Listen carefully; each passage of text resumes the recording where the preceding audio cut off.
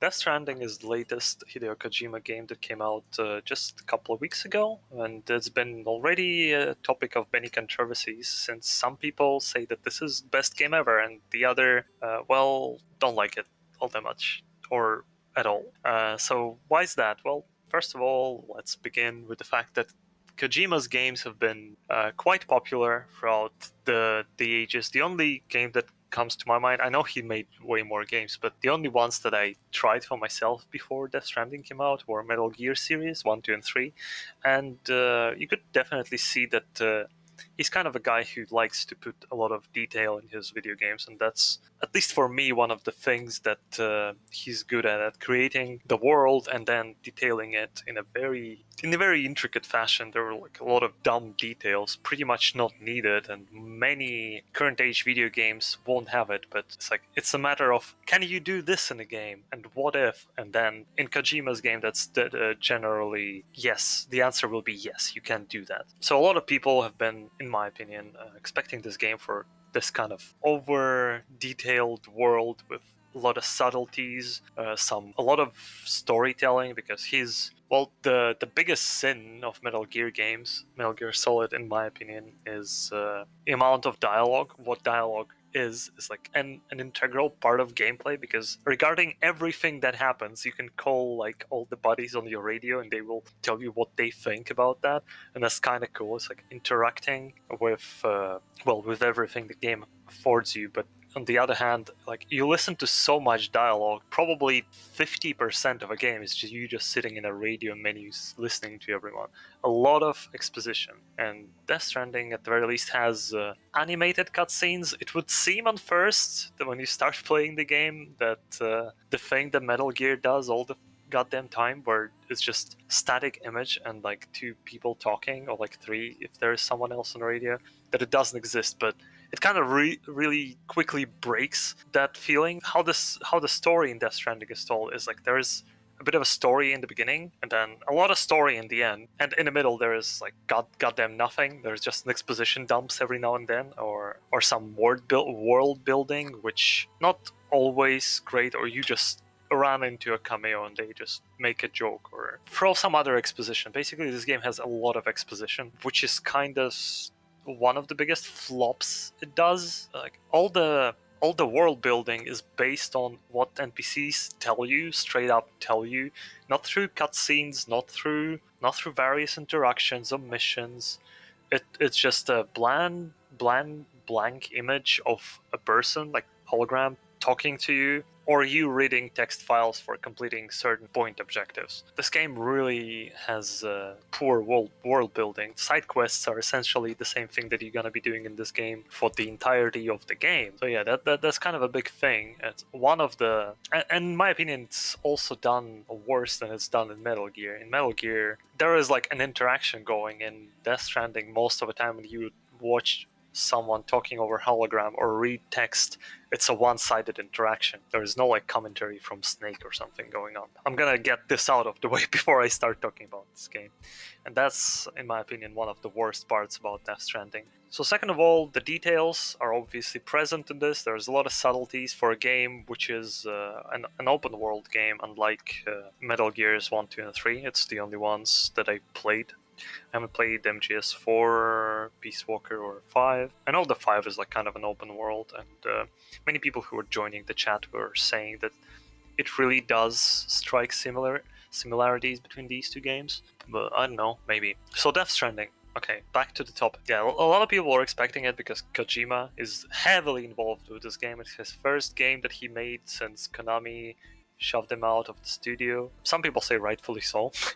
After Death Stranding being a thing, but I don't know. The game is very unique. I quite heavily struggle to pick up the closest game to describe Death Stranding as. What's it similar to? But I'll get to that topic a bit later. The world is essentially the America, futuristic, but also post-apocalyptic. So there's been an event that's being called Death Stranding that occurred, and then rain started falling, and everything it touches becomes old, and essentially people are just living undergrounds and special facilities made out of a special material which deteriorates with time and not extremely quickly as, for example, humans do. There is a cutscene, which is one of the beginning trailers, where the guy is just lying under rain and he's becoming the old man in like a matter of seconds. So it's very deadly anomaly, let's call it that way. And also ghosts started appearing, and essentially with people being under earth or in such hard conditions to live in, the very requested job is job of a porter, of a man who will be doing deliveries, and you're playing as one of those people, as Sam Porter Bridges, played by Norman Reedus, and all you do this game is deliver packages. Well, essentially, you're being sent on a more intricate quest of reconnecting America, but at the core of the gameplay is you managing your inventory, trying to carry all the groceries in one go or in two goes, or planning, essentially. If you're just trying to rush through the story, I feel like this is where you start hating this game instantly. First of all, because first area of this game is really bad. I don't like it. To not spoil too much, this area has a few areas, and first one is kind of a tutorial. It took me 9 hours to complete though, because I was really trying to do all the side stuff that you can, but a bit more about that later. And I know something about colors in this area, how everything's placed is really depressing, awful. I don't know. While graphically everything looks very pleasing, the game is very very good looking on a visual level. There is just something about color palette, I guess, and the mechanics that they implement only once in that area, and yeah, that didn't like that much. But yeah, if you just rush through the story, the first area is kind of long as well, and then you get to the second area, and that's much bigger. Truth be told, that's the area where you're probably going to spend most of the game in. It's the main hub. It's a very big map, a very beautiful map as well. You get all kinds of environments. You get rivers, almost deserts, some rocky mountains, fields, snowy mountains, swamps, etc., etc. There's a lot of environments in this game, and they're all very well put together. Your main as the main gameplay is delivering packages, your main enemy is always the terrain. So traversing the areas becomes in like incrementally harder, but you're also getting supplied with new ways to traverse the areas, and if you complete the side objectives, you also start getting some extra things like extra weapons, which are more powerful or like have bigger ammo capacity. Yeah, you have weapons in this game. It's not completely non-lethal game. It's not a complete walking simulator, but it quite literally is walking simulator, because the thing that you're gonna be doing the most is keeping your balance, trying not to fall over. I know, in my opinion, it's done really well. If you do want to play around with mechanic like that, it definitely doesn't annoy you. It's less realistic than, I would say, Red Dead Redemption goals in terms of realism. So eventually you just start out piloting your movement, and it's not as slow. So since I started drawing in comparison to Red Dead Redemption, there's something about this game that I didn't like in terms of how everything was overly animated and had to take that extra mile to create a proper world. This game tries it only to a certain degree to not annoy the living hell out of you, in my opinion. It still has a few very big issues. Like there's sets of cutscenes which you cannot just skip with one cutscene. You have to skip like 4 cutscenes, and you have to do it so many times throughout your playthrough that becomes kind of annoying. But most of animations are pretty swift. They aren't taking much, and since this is the game about traversing the area, they're mostly to the point. Like nothing unreasonable won't be taking a long time. For example, grabbing the box on the fly, you can just instantly swing it to hit someone with a box, for example. So yeah, and as the game progresses, you get more devices to traverse the land. You can build various structures, which in areas which you further on connect to the so-called chiral network. The other player's structures start appear when you connect it, and that's where the game really hits the top for me. Is when you explore this area and then You completed the main objective in the areas, just connected the building, whatever, the guy, whoever lives there. Then this area like loads up with a bunch of stuff, and you can start doing deliveries for this area that you connected. Buildings appear. For example, if you found yourself in trouble for crossing a river which is too wide or like too deep, and you didn't have materials, now there is probably a big ass bridge built over it. And you can smash likes at everything that you see, at the smileys that you can put to the ground, which many people just abuse for hell out of it. When you'll be going to big buildings, there's always like a runway of emotes to the until the very bottom, very useless, and you like give like 10 likes to random people just because you passed the emotes. But just finding new ways to proceed through the area which you had some trouble going through is kind of what makes it interesting. Now, a lot of people criticized this as the lack of gameplay. In my opinion, this is exactly what makes this game so good and unique, is how you plan your routes and try to execute them in certain manner. Of course, if you play long enough, you'll see that, for example, bike is crazy OP, and speedruns already proved that you can take it everywhere to any mission, and essentially your game just goes down to build a recharger, drive your bike until it runs out of charge, recharge it again, etc., etc. And of course, if you really don't like planning and trying to do various things in a different way, so to say, to role play a bit, I guess, if you really don't like doing that, you will just hate this game, because you'll probably just try doing everything in the one way. Because as the areas change and you're given new resources, you're free to experiment. Put a bridge over a big crack, or maybe try to ride around in a vehicle, but not sticking to the same thing over and over again, which is in the end hard to do. I agree, but this is what makes it so interesting and special. It's kind of a speedrunning addiction in this, which comes from me.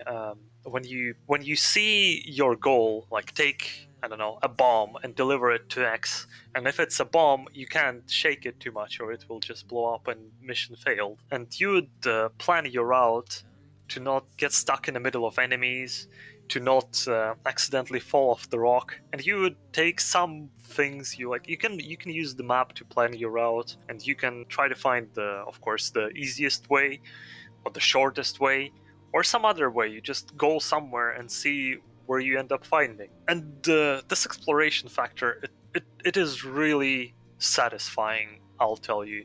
I had an absolute blast doing just random deliveries in this game.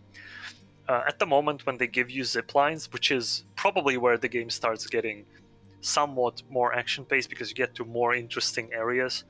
I think it's chapter 5, and chapter 4 is relatively short, and chapter 3 is a fucking slog. After you get past chapter 3, in my opinion, that's where the game really picks up the pace. It's far, I know, but at this point I was already invested in just doing deliveries and seeing what the game gives you to continue doing these deliveries efficiently, because I always was trying to get an S rank and to try and not load. If you watch through my playthrough, I very rarely getting spotted by ghosts which exist, or getting knocked unconscious. I think the first time I died, quote unquote, because this game is kind of, you can't really die in this game unless certain things happen where you're forced to reload. You can ignore loading, and I tried not to load for like, I think only loadings I've done is like accidentally giving the cargo, which you should deliver to like the other guys, to a wrong guy, and that gives you less likes. You progress the buildings less fast, and that's annoying. So these are the things that I was reloading, and I was getting S ranks, or A. I don't remember if it's, no, it should be S. It's S and awesome for story missions, S legend for premium deliveries, and S legend of legends for hard difficulty premium deliveries. And these premium deliveries, executing them on a best rank is like that's what was satisfying. You see that they, like, some of them are pretty easy. You can just pack them on you and just go. If you already got the grip of the controls, it's not gonna be all that hard unless you really fall off the cliff in some dumb way. nothing's gonna happen. In my opinion, controls are pretty easy. As I said, you need to invest a bit more in this game. Try to play into it. It's a slow burn, but if it's not for you, it's not for you, obviously. I'm not forcing anyone to believe that this game is good. But this efficiency slash reward, trying to min-max all that, get maximum efficiency with the minimal loss in the shortest amount of time. Kojima understood speedrunners. That's what I would say. That's what I loved about this game. Even so that after completing the game, I went for platinum trophy to complete the game, and I was also doing side stuff while I was playing because I'm going in this place, so I might as well take these quests. Or oh, this is the area which you are not visiting in a story. I might as well go there. And I was doing all this kind of stuff. You can build a big road over the second area, and it takes time. Other players can also chip in their resources into this. Like doing this thing was kind of interesting, and then maxing everything. So yeah, plat trophy took me extra 16 hours. No, game took me 56 hours, I believe, to complete, and then extra 16 hours was me grinding the max respect with every house, and all this kind of stuff. And I thought this would take way longer. I was afraid it would become boring, but no, I was happy to find that I've been weirdly addicted to this game until I beaten the entirety of it, and had no reason of keeping playing, even though I can technically go and complete all the 600 various orders there are on a max rank, which is Legend of Legends. So yeah, that's about deliveries. It's kind of a slow burn where you gotta try to play out with your tools differently and try to find fun in that if you want to probably enjoy this game. That's in my opinion what separates people who didn't like this game, people who liked this game, or even those who thought that this game is like okay but gets stale. It's like those tried to play. Anyway, I'm not here to judge people who didn't like the game because they have their full on right, and I also believe that this game really tried to piss off many people. um, so yeah, as I was saying, you aren't playing non-lethal, of course. Well, not essentially. There are lethal weapons, but using them will cause so much trouble, which I never done that in my game. I kind of watched what happens when you kill people, and well, it's annoying. So mostly you're running around either with a bola gun or some various weapons which take enemies in different time. Time to kill isn't very big here, and AI isn't really all that smart, so you can cheese it out most of the time. You can cheese out ghosts very easily as well, something I haven't been doing, and well, at first I kind of didn't realize how easy you can cheese them, but again, watching speedruns, you just notice how rushing through certain things just makes obstacles in this game not existing, and the biggest obstacle is just really the rocks which are put in a weird spot so that your bike cannot just go full speed all the time. You start the game with like nothing but kind of like, well, it's called a strand. It's like a very big rope which you can tie enemies together, and then you get more arsenal as the game progresses, and some of the arsenal is locked behind the optional areas which you might not find unless you do their side missions. Those are okay. I mean, you won't be doing combat all that much except with the bosses, which there aren't many in this game, and few of them are kind of really underwhelming. More of a bullet sponges than a boss. It's really hard to die to most of them, I would say. More human bosses can be a bit of a pain, especially on hard difficulty. There was one boss where I struggled a bit, but spending 5 minutes to think of a strategy isn't really a struggle, really. All the other bosses are pretty simple, even though arenas are pretty cool. I guess this is underwhelming for someone who played Metal Gear Solid games, as bosses there are generally quite distinct and have many unique aspects to each boss fight. The arena, how this arena plays into a fight, the weakness of a boss, various attacks the boss does. All this kind of stuff doesn't really exist here, which is really unfortunate for the most part. Again, some boss battles I liked, and visually I think almost all of them are really well made, but It's just the game really tried to be, hey, here's your boss battle, and it even teases you the first time when you encounter a boss. It goes like, hey, this is what you've been waiting for. Time to fight. First game over. Something like breaks fourth wall completely. That's Troy Baker's character. You're on the menu. All it'll take is one itty-bitty void out to blow us all to kingdom come. So how about it? Aren't you getting tired of the grind? Isn't this what you've been waiting for this whole time? Oh well. A game over. Nice rubbing into everyone who didn't like the delivery part. And he constantly breaks the wall. He constantly tries to mock you for expecting this game to be a Metal Gear. He constantly mocks you for wishing a different game. It's like, he's like, I don't know, and this is what probably pissed off many people. I thought that it was way too smug of a Kojima, because I'm pretty sure that's his words just being put into the character, to the screen. You're like, how dare you expect the same experience? You always play the same games, and you want to see the same structure of a game. That's kind of what he tries to show at you, and I guess falls flat for some people. I found it more goofy than weird, because I didn't expect this to be a game which I can easily describe. Oh, it's like Assassin's Creed, or like, oh, it's like Doom, or something like that. I was already seeing that this game is something different, but he just had to go extra mile and shout this down your throat. He's like, it's not, and there are boss fights, and they're not the point, and here they're good looking but boring. Well, at least some of them. So yeah, here's my another gripe with this game. I've been kind of left and right about. I guess cutscenes. Yeah, story. Well, there is. I'm not sure already. It's not the first take of this whole thing that I'm making. There is some story in the beginning, then there is a whole bunch of nothing, and then there is story in the end. There is so much cutscenes and a lot of performances that happen throughout, and I really liked Mads Mikkelsen in this. He definitely steals the show in this game. His story arc is probably the most interesting one to me, the most tragic one. And the more you progress in the game, you don't get anything until the last 3 hours, and then you get dump of the entire plot, how everyone ties with everyone, what's been going on for this entire game. And that's really sad that like the story is one of the better parts.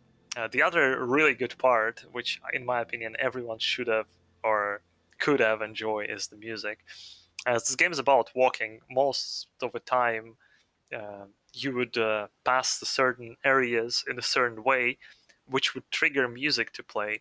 And most of that music is low roar, a group which I never heard about, but apparently Kojima did.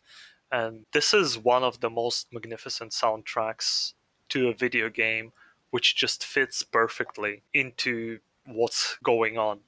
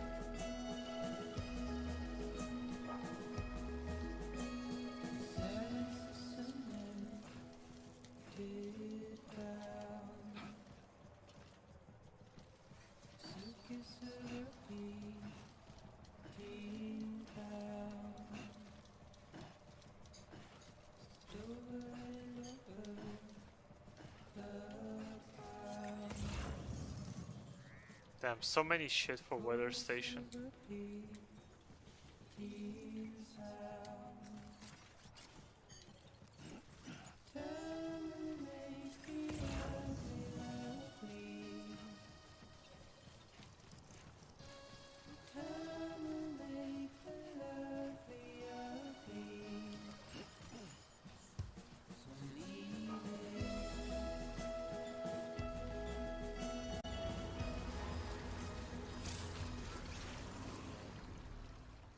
And you can see how breaking the pace destroys that effort.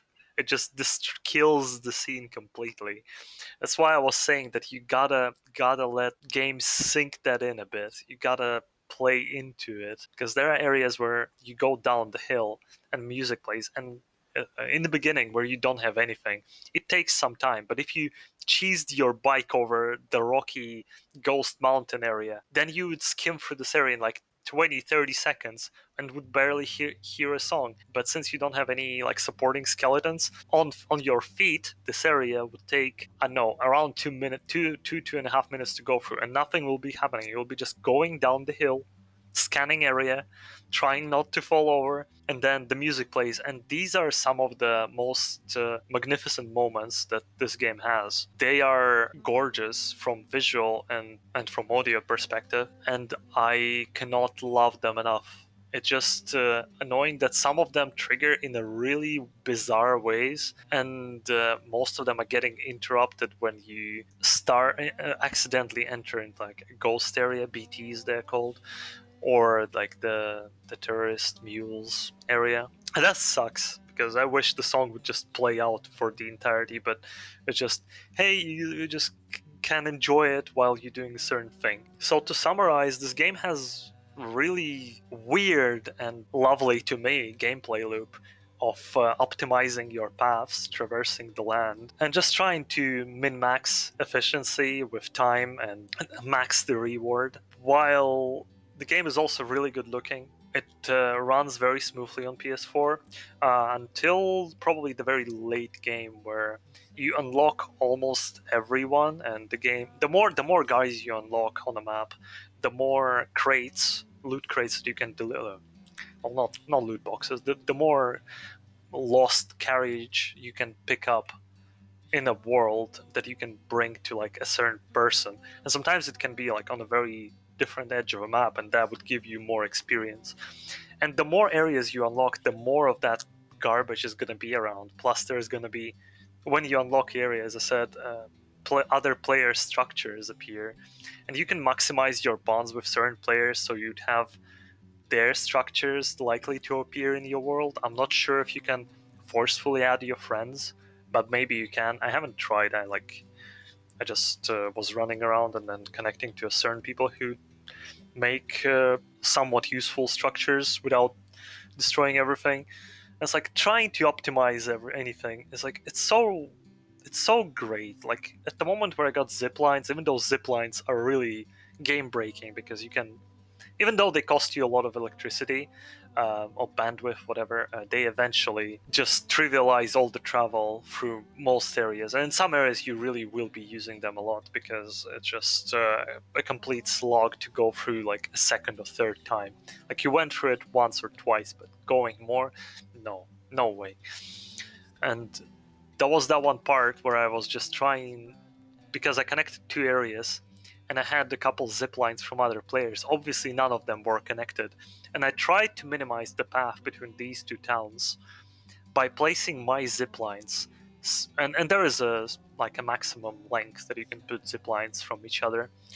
And I think I was just dicking around for like 2 hours before I managed to place them as efficient as possible using all those zip lines that already existed. And I don't know, I haven't felt bored for a second of it, which is really weird. So yeah, even though this game definitely has problems. Pacing is one of them. World building, mostly relying on you reading text or listening to a bunch of exposition, kind of could use some help. There are some NPCs all around, but most of them are holograms. Like some other types of quests other than delivery could have worked. Maybe some escort quests, maybe some like there are unique mechanics which are barely ever used in this game. Trying to add more to those, trying to add more reason for certain mechanics to be used could have been really good. Maybe making ziplines less OP, maybe adding some other types of traversal, but people already have been very imaginative of what they can do. There's been some guy who built a skate park for your carry thingy, which you can carry on your back if you don't have enough on you. But all in all, when I first finished the game and kind of didn't get Plat Trophy, I was like, I loved this game. I played it for a week straight, and I haven't felt bored, and I just wanted to keep playing. And it took me 56 hours, as I said, to beat the main game, plus I was doing some side stuff, and 16 hours more. And for all that time, I felt really happy. Uh, First, like the just playthrough, I thought it was a solid 8 out of 10, more like 9 out of 10 even. I loved this game. There is something about it which is just very rewarding if you play into the game mechanics. Hope I explained it good enough why I liked it so much. And then when I finished Platinum Trophy, I was like, yeah, I guess it could have been a bit more well paced. And I was like, it's just an 8 out of 10. And then I fought more, and there are some problems, and it's still 8 out of 10 because I'm not doing like out of 100. Otherwise, I would have probably gave it a 7.5 out of 10, or even a bit less, because it's like between 7 and 8 for me. But I would probably rate it 7 if I didn't like the gameplay as much, but I like this gameplay so much that I want to rate it an 8. So that's where this game stays for me. During my playthrough, many people were coming to chat and asking, what can I compare this game to? And the answer at first was somewhat mixed. The more I played, the more I was like comparing it to various games. But the response generally kind of was, that's if you put the Minecraft and Euro Truck Simulator, and that, in my opinion, wasn't really putting it to justice. And I kind of couldn't find the right comparison of a sort. But then, around 40 hours, it hit me like a damn truck what this game is really like. And I thought how much the game resembles that one. The game I thought about was Ex Machina, or how it was called on a Western releases, Hard Track Apocalypse, which is not very big Russian game, which is on Steam, by the way, which kind of deals with the same-ish world. It's also a post-apocalyptic America where everyone is like living in a compounds in the cities, because the air is like polluted or some shit, so everyone wears masks, and the only source of life is the caravan cars, which are going left there and there. So basically, delivery trucks. Except the whole world is kind of also like Carmageddon, because cars are modified into an absolute tanks with lots of guns. And well, basically that's it. It's Death Stranding if you were a truck and you could customize your truck to carry many guns throughout the game. And as the game starts, you like that tiny ass your dad's car. You're basically just living a life, and then your dad gets killed, and you go like finding out who killed him, and then go on a whole other adventure.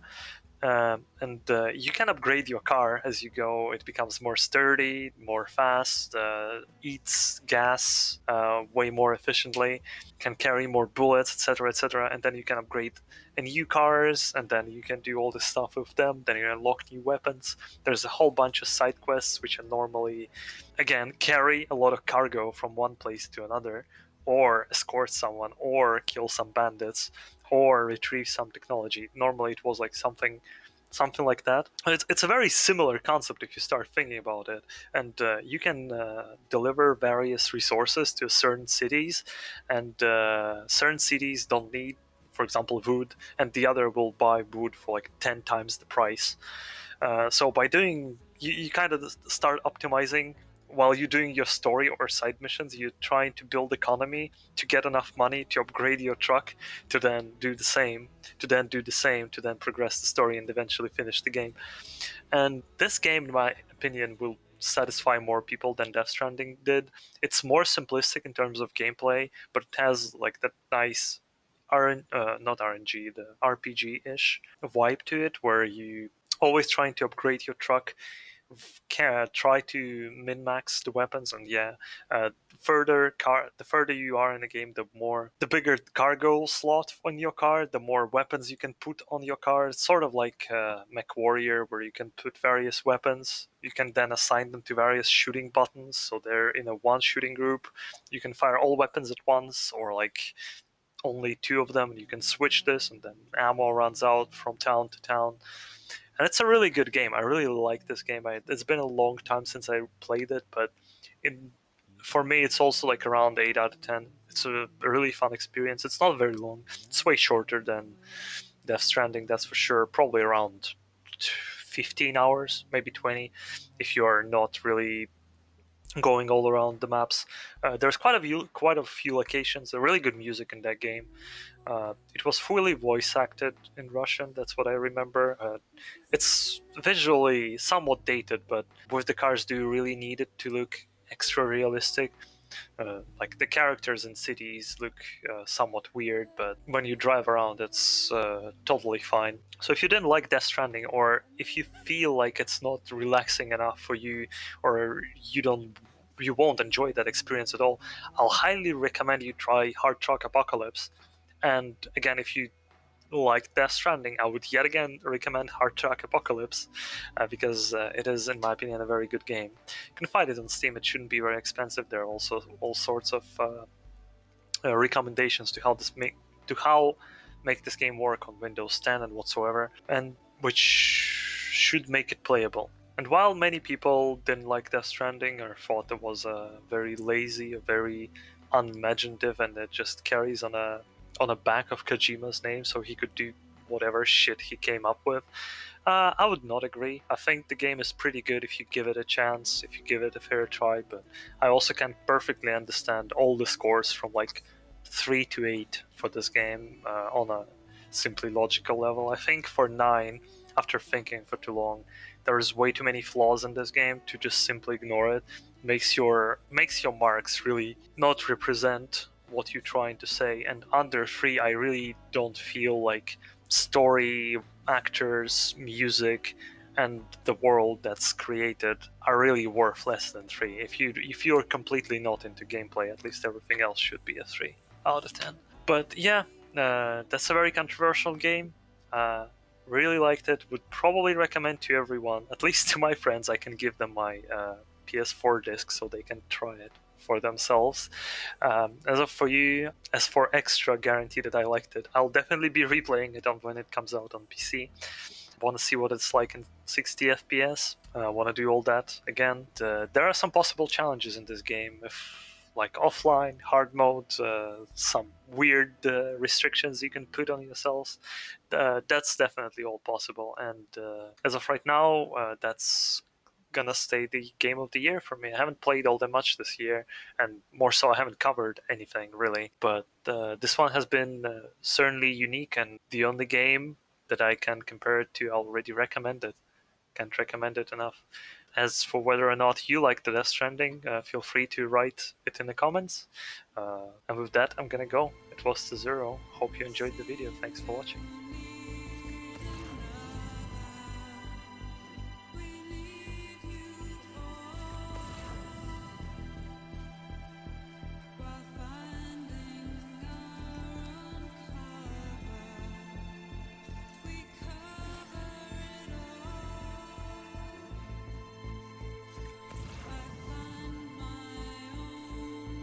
Like, these moments in this game, they're really satisfying, actually.